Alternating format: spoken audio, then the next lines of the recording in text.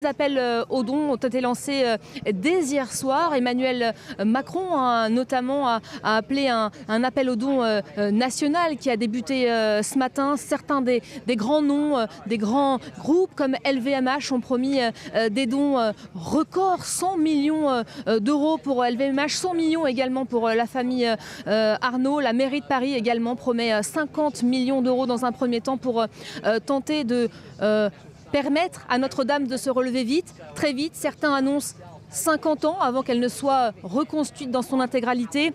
On va voir tout de suite en images ces dons, ces promesses de dons qui affluent vers Paris, vers cette île Saint-Louis que vous voyez derrière moi depuis hier soir avec nos confrères de France 3. Regardez.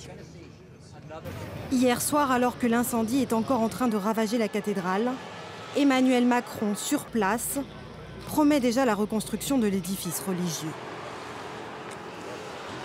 Alors je vous le dis très solennellement ce soir, cette cathédrale, nous la rebâtirons, tous ensemble. Pour rebâtir la cathédrale, la Fondation du patrimoine lance une collecte nationale. Déjà plus d'1 million d'euros récoltés ce matin. Ce qui sera probablement symbolique, significatif, j'allais dire tout simplement beau, c'est l'union de tous, qu'ils soient fortunés ou non fortunés. Même une petite pièce pourra permettre de redonner à la cathédrale sa valeur symbolique. D'autres cagnottes en ligne ont déjà été lancées. Sur cette plateforme de financement participatif, plus de 18 000 euros.